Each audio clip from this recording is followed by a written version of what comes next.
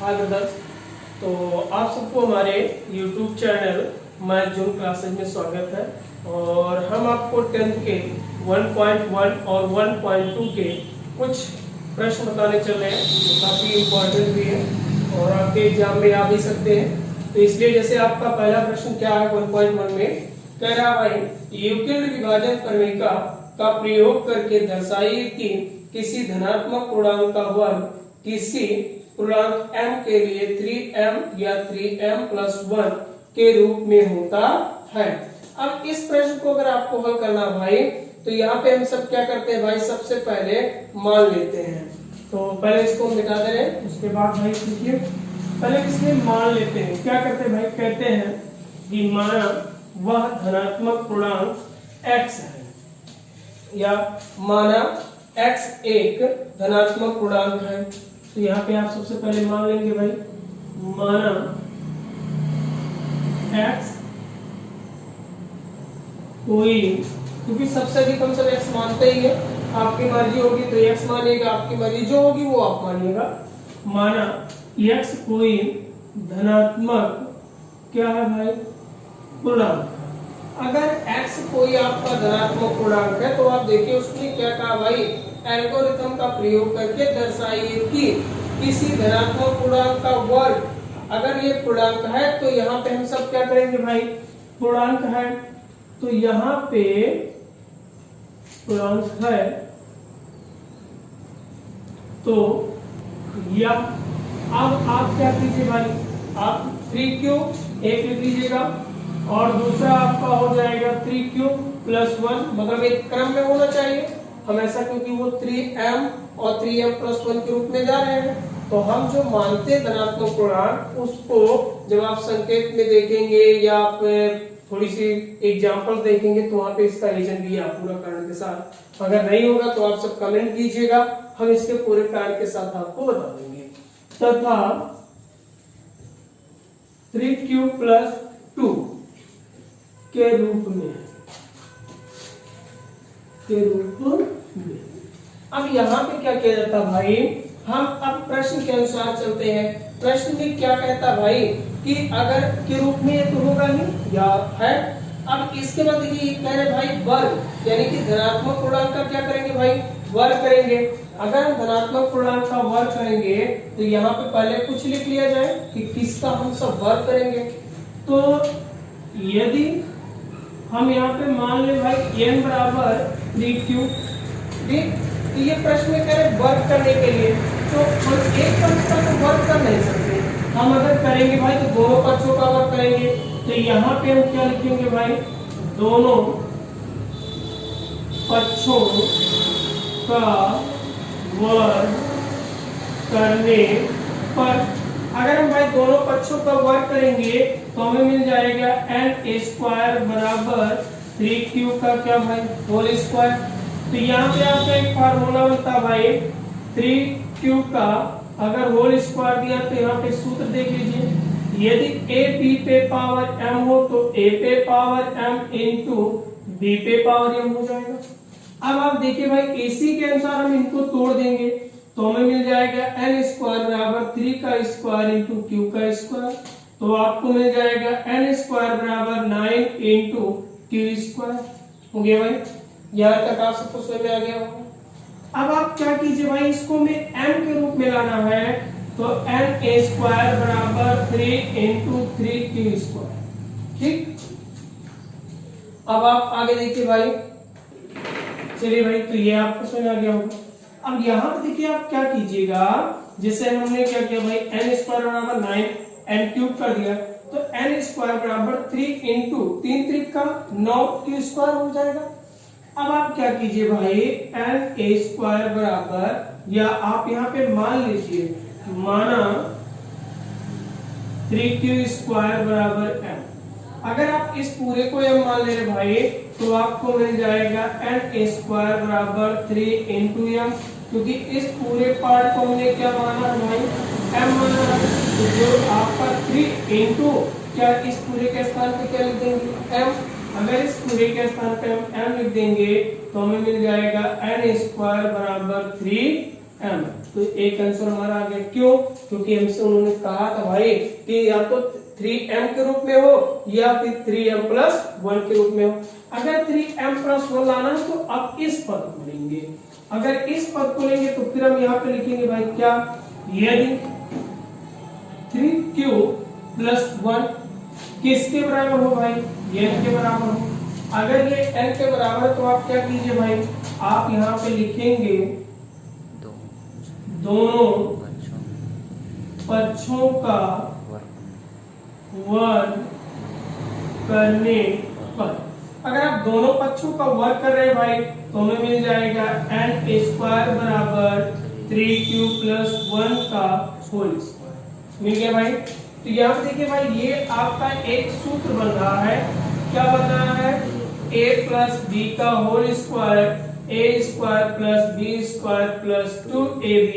तो बोले भाई यहाँ पे a बराबर आपको कितना मिल गया, तो a बराबर आपको 3q मिल गया, b बराबर कितना मिल गया, 1 मिल गया।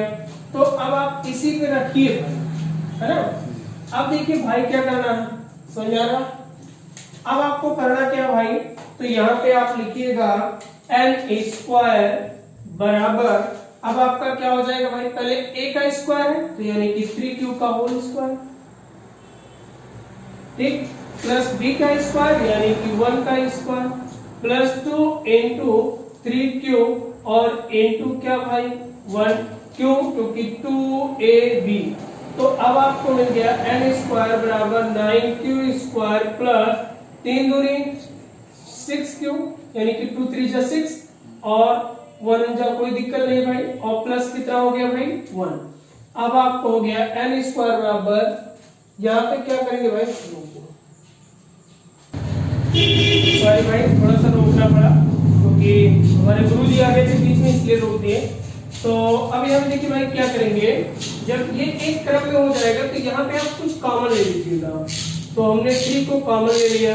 अगर हम 3 को कॉमन ले लिए तो यहाँ देखिए भाई 3 3 का 9q स्क्वायर प्लस 3 दूनी 6 यानी कि 2q और प्लस क्या भाई 1। तो अब आपको यहाँ पे मिल जाएगा n स्क्वायर यानी कि अब आप यहाँ पे मान लीजिए, इससे आगे मत करिए। तो आप लिखिए भाई माना 3q स्क्वायर प्लस 2q और बराबर किसको भाई m के। तो अब आपको यहाँ पे क्या मिलेगा भाई n स्क्वायर बराबर, इस पूरे को हमने क्या माना है m मान लिया है, तो यहाँ पे आप पूरे के स्थान पे क्या रखेंगे भाई m लिखेंगे। तो आपका हो जाएगा 3 इंटू m प्लस क्या भाई 1, तो n स्क्वायर बराबर 3m प्लस 1। हमें किस किस रूप में लाना था भाई, तो एक रूप हमको लाना था ये और दूसरा रूप लाना था ये। अतः हमको यहाँ पे मिल गया भाई 3m प्लस 1 के रूप में लिखा जा सकता है। तो इसको आप नोट कर लीजिए भाई।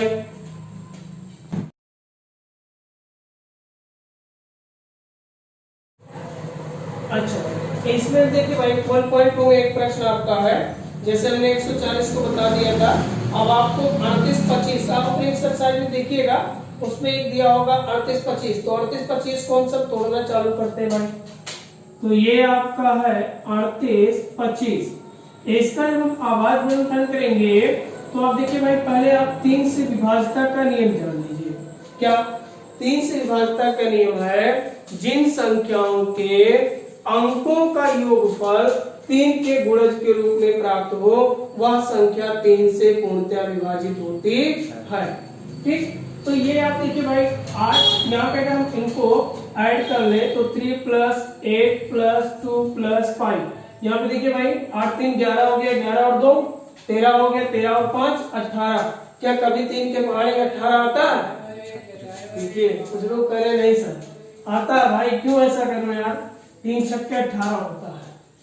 ठीक, तो देखिए भाई यहाँ पे अब आपका क्या हो जाएगा, 3 से 3 के 3 3 दूनी 6, यहाँ पे 2 बचा ना भाई। तो हमने क्या कहा था कि जो आपका शेष बचेगा वो दहाई बनेगा। तो यहाँ पे अगर 2 बचा तो ये आपका दहाई का काम करेगा, यानी कि यहाँ पे आपका हो जाएगा 3 के 3 3 दूनी 6, 2 बचा यानी कि 22 हो जाएगा। 3 सत्ते 21, 1 बचा 15 हो गया, 3 5 15। फिर देखिए क्या 3 से कटेगा, तो यहाँ देखिए 5 और 7 12, 12 और 2 14, 1 15, 3 के बारे में हमेशा 15 आता है ना, नहीं तो आप सबको कंफ्यूजन हो जाएगा। 3 चौके 12, 3 दूनी 6, 3 पचे 15, यहाँ देखिए 5 2 7 और 4 11। अब 3 के पहाड़े में कभी भी 11 नहीं आता, ये तो बात सही है भाई। तो अब आप क्या कीजिए 5 से, यहाँ देखिए भाई 5 8 कितना होता है 40, 5 पच्चे 25, यहाँ देखिए भाई 5 इक्के 5, 5 सत्ते 35 और 17 इक्के 17 इकलौता है, इसको कोई नहीं काटेगा, ठीक, ये स्वयं से कटेगा क्योंकि ये आपका रूट संख्या अर्थात आवाज संख्या है। तो अब यहाँ पे देखिए भाई इनका जो फैक्टर मिला है 38 25 बराबर 3 पे घाते 2, 5 पे घाते 2 और गुणे कितना भाई 70। आई होप यहाँ तक आप सबको समझ में आया होगा। तो अब आप इसको नोट कीजिए, फिर अगला क्वेश्चन देखिए। चलिए भाई, तो अब आप थोड़ा सा इसमें और कुछ जान लीजिए कि क्या क्या है। जैसे आप कोई इसमें एक सूत्र हम दे रहे भाई, ये आपका है लासा गुणे मासा बराबर जो आपकी है पहली संख्या गुणे कौन सी संख्या भाई दूसरी संख्या। ये आप सब लगभग 6 में भी पाते हैं, 7 में भी मिलता है, 8 में भी मिलता है, 5 में भी मिलता है, बस ध्यान से देखिएगा। तो आपका हो जाएगा लासा बराबर पहली संख्या गुणे दूसरी संख्या बटे मासा हो गया भाई। अब आपका हो जाएगा मासा बराबर पहली संख्या गुणे दूसरी संख्या बटे लासा। अब आपको इसमें दो सूत्र और मिलेंगे भाई। अगर आपसे पूछ लिया पहली संख्या बराबर क्या होगा, तो आप लिखेंगे भाई पहली संख्या बराबर लासा गुणे मासा बटे दूसरी संख्या। और अगर आपसे ये पूछ लिया दूसरी संख्या बराबर क्या होगा भाई, तो लासा गुणे मासा बटे पहली संख्या हो गया भाई। ये आपके 5 सूत्र। इन सूत्रों के देखिए एक प्रश्न आप देख लीजिए क्या है, और धमाकेदार देखिए क्या छोटा सा, छोटा तो बहुत धमाकेदार छोटा सा 26 और 91 का कितने का भाई। आपको पहला प्रश्न इसमें दे रहा है 26 कॉमा या 26 और कितने का भाई 91 का। क्या क्या निकालना भाई, लासा निकालिए मासा निकालिए और उनकी जांच कीजिए। तो एक बार हम लासा निकाल ले रहे हैं, एक बार मासा निकाल ले रहे हैं। तो सबसे पहले मासा निकाले क्योंकि मासा आसान पड़ता है ना भाई, क्योंकि माँ इसमें आ रहा है। तो ये आपका हो जाएगा 26। 26 को आप क्या कीजिए भाई तोड़ दीजिए, तो 2 गुणे 13 क्योंकि 13 दूनी 26 हो गया। अब आप इनको भी तोड़ दीजिए, इनको 91 को, तो आपको पता है 13 सत्ते कितना होता भाई 91। निकाल क्या रहे हैं मासा, तो मासा में जो कॉमन है सिर्फ उसी को लिखा जाता है। तो दोनों में एकदम सेम क्या दिखाई दे रहा है 13। तो हम यहाँ पे हमारा जो मासा आ जाएगा वो कितना आ जाएगा भाई 13। ये आपका हो गया। इसके बाद क्या निकालना है लासा। तो लासा के लिए जो कॉमन हो तो लिखा ही जाएगा, जो कॉमन ना हो वो भी लिखा जाएगा। यानी कि आपको मिल जाएगा लासा बराबर 2 गुणे 7 गुणे कितना भाई 13। तो यहाँ पे देखिए भाई 13 सत्ते 91 और 91 का 2 गुना कर दिया जाए तो यहाँ पे 2 1 2 दोनों 18 182। सही है भाई। ये आपका हो जाएगा, क्या निकाल रहे थे भाई लासा, ठीक, ये आ गया। अब हमें इसके उत्तर की जांच करनी है कि हमारा हल किया हुआ प्रश्न गलत है या सही है। तो हम क्या करेंगे भाई, यहाँ पे लिखेंगे पहले सूत्र से, ये जिससे सब लोग उत्पन्न हुए हैं, जो भी ये प्रोबेबिलिटी आई है इन्हीं से उत्पन्न हुए हैं। तो अब इनको देखिए भाई, लासा आपको कितना दे दिया 182, मासा कितना दे दिया 13, और पहली संख्या कितनी है 26, दूसरी संख्या कितनी है 91। देखिए भाई 13 दूनी 26 के 6 हासिल कितना 2, और यहाँ पे देखिए भाई 13 × 104, 104 में तो जोड़ेंगे तो 106 हो जाएगा। हासिल कितना हो जाएगा 10 और 13 1 के 13 10 कितना हो जाएगा भाई 23 हो जाएगा। बराबर यहाँ पे देखिए भाई इतना लंबा तो गुणा कर नहीं पाएंगे आप सब भाई, ठीक। तो इसके लिए आपके पास एक ट्रिक होती है 91 गुणे कितना 26, ठीक। तो इससे अगर आप गुणा करना चाहेंगे तो ये और आसान पड़ता है ऐसे, ठीक। और इनका इनमें इनका इनमें फिर इन दोनों का, ये सबसे आसान सा गुणा होता है, ठीक। तो पहले आपको सिंपल सा करके दिखा दे रहे हैं, उसके बाद उसका भी आपको ट्रिक बता दे रहे हैं। 91 गुणे कितना भाई 26, देखिए 6 के 6 और 6 9 कितना होता है 54, ये हो गया। यहाँ देखिए भाई 2 के 2 और 2 9 कितना होता है 18, 6 6 8 5 13 और ये देखिए भाई यानी कि 23 66, ठीक। अब आप उससे कैसे हल करेंगे ट्रिक से, तो यहाँ देखिए भाई ये आपका हो गया 91 और ये आपका हो गया 26, 6 के 6 होंगे भाई। यहाँ पे देखिए भाई अब क्या कीजिएगा 6 9 54 और यहाँ पे 2 1 के 2 और यहाँ पे 9 गुनी 18 पूरे को जोड़ लीजिए 6 3 2, यहाँ देखिए भाई 2 3 6 आगे। तो ये आपका एक ट्रिक मतलब ये, तो ये आपका हो गया भाई, यानी कि आपका LHS RHS की क्या बराबर आता। हमारा हल किया हुआ प्रश्न सही है, नोट कर लीजिए भाई। 1.2 का पहला क्वेश्चन बताने चल रहे हैं। ये आपका है 1.2 में आपका जो पहला क्वेश्चन वो क्या कह रहा है उसको आप देखिएगा। कह रहा है यूक्लिड विभाजन मतलब निम्नलिखित संख्याओं के मतलब को आभाज्य गुणनखंड के रूप में व्यक्त कीजिए। मतलब आपको कुछ संख्याएं दी गई है और उन संख्याओं को आभाज्य गुणनखंड के रूप में व्यक्त करना है। जैसे पहला आपको दे दिया है 140, ठीक। तो आपका जो पहला क्वेश्चन दिया वो कितना दे दिया भाई, मतलब इसमें पहले क्वेश्चन के कई पार्ट हैं और उसमें पार्ट जो पहला दिया आपको वो 140 दिया है। अब आपको क्या करना है 140 का आभाज्य गुणनखंड करना है। तो आप इसको चाहे तो ऐसे लिख लीजिए भाई 140 एक त्रिक विधि होती है और एक आपकी भाग विधि होती है। तो पहले आप सब त्रिक विधि जान लेंगे। तो यहाँ पे देखिए भाई 70 दूना कितना होता है 140, फिर आप 70 को तोड़ दीजिए तो 35 गुना कितना होता है भाई एक मतलब 70 होता है। अब यहाँ पे देखिए भाई 5 सत्ते कितना होता है 35। मतलब इसका 140 का जो आभाज्य गुणनखंड किया गया है वो आपको मिला है 2 गुणे 2 गुणे 5 और गुणे 7, क्योंकि 2 दूनी 4 पंचे 20 और सत्ते 140। या आप AC को क्या कर लीजिए भाई, यहाँ पे एक फार्मूला लगेगा a पे पावर m इंटू a पे power n equal to a पे पावर m प्लस n। गुणे में यदि आधार समान हो तो घातों को जोड़ अथवा घटा लिया जाता है। तो इसलिए भाई हम यहाँ पे क्या कर सकते हैं इनको कि इनको हम लिख सकते हैं भाई इसी चीज को 2 पे पावर 2 इंटू 5 और इंटू क्या भाई 6। ये हमारा क्या हो गया आंसर। दूसरा तरीका क्या है भाई 140 को आप क्या कीजिए इस प्रकार तोड़ दीजिए। तो आपको विभाजता का नियम याद होगा 2 से, मान लीजिए पहले हम आपको बता दे रहे हैं उसके बाद 3 4 5 बताते रहेंगे।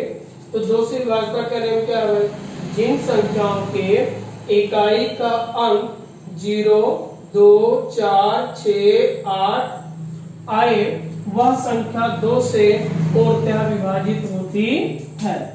तो अब यहाँ पे देखिए भाई ये आपका 2 से कट गया, 2 सत्ते कितना होता 40, 2 सत्ते 14। तो यहाँ पे देखिए 0 बच गया भाई। फिर यहाँ पे देखिए 2 तिहाई 6, जो यहाँ पे आपका बचेगा शेष, मतलब जिसमें भाग करते हैं भाग करने के बाद जो शेष बचता है वो दहाई बनता है, ठीक। तो हमने कहा 2 तिहाई 6, यहाँ पे 60 में से अगर 6 घटाएंगे तो 1 बचेगा, तो जो एक शेष बचा वो दहाई बनेगा यानी कि 10 हो जाएगा। तो 2 पंचे कितना हो गया भाई 10। अब यहाँ पे देखिए इकाई का अंक 5 है, तो जिन संख्याओं के इकाई का अंक 0,5 आए वह संख्या 5 से पूर्णतः विभाजित होती है। तो हम इसे किससे काट देंगे भाई? 5 से। तो 5 सत्ते 35 और 7 इक्के 7। तो यहाँ पे भी हम लिख सकते हैं भाई 140 बराबर 2 पे पावर 2 इंटू 5 इंटू 6। तो ये इनके हो गए आभाज्य गुणनखंड। तो आप इसे नोट कीजिए भाई, इसका अगला पार्ट क्या है?